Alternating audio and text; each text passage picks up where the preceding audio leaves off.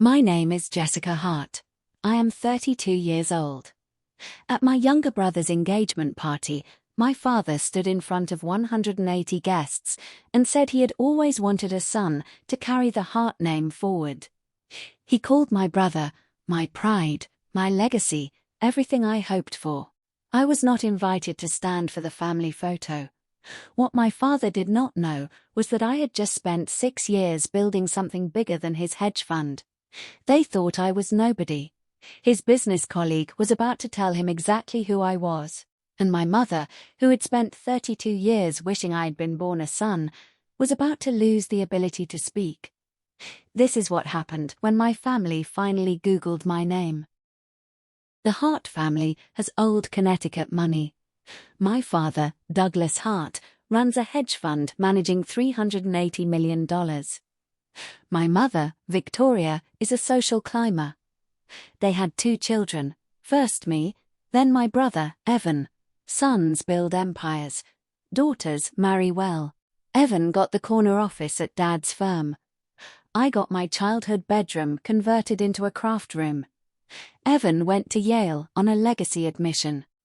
I went to Wharton, graduated top of my class, worked 80-hour weeks at Morgan Stanley, and saved $2 million by living with roommates and bringing lunch from home. I told my parents at Thanksgiving 2019 that I had started my own real estate firm and closed an $18 million deal. My father said, "That's nice, Pam. Isn't that for developers?" My mother asked when I would find a husband. The conversation pivoted to Evan within 60 seconds. I stopped trying after that night.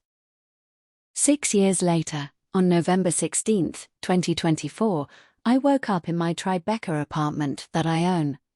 A text from my CFO, Marcus Webb, about a $185 million deal. I worked until 2 p.m., then dressed for my brother's engagement party at the Bellhaven Country Club.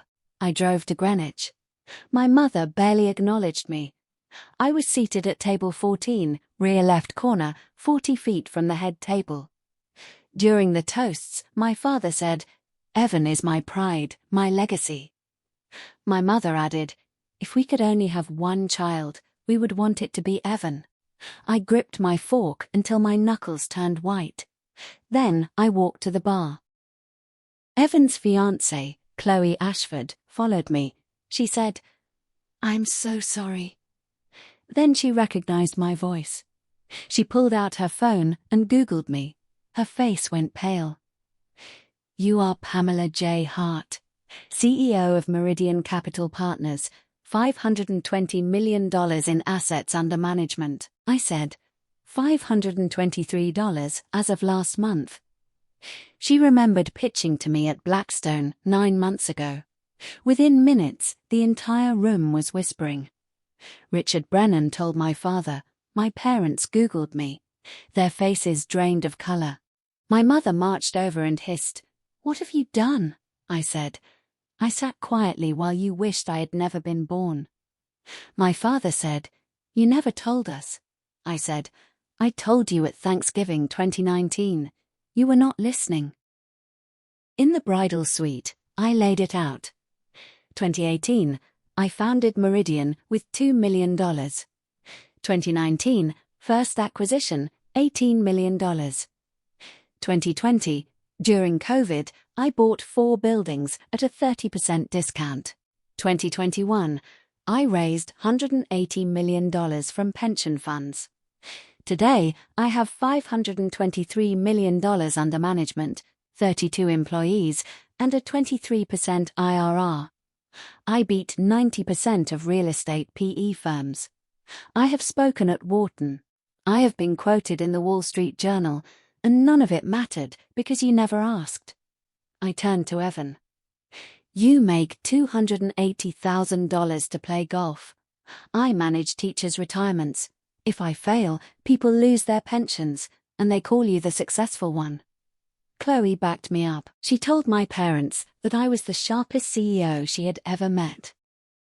My father asked what I wanted. I said, "I wanted you to have cared enough to Google my name. I wanted to be in one family photo.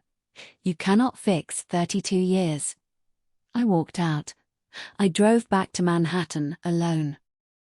The next morning, I worked on my board presentation. My father sent an email blaming me. I responded with conditions: a written apology to the guests, 6 months of family therapy, and no more diminishing my work. My mother texted for Thanksgiving. I said I had other plans. Evan left a voicemail apologizing and started therapy.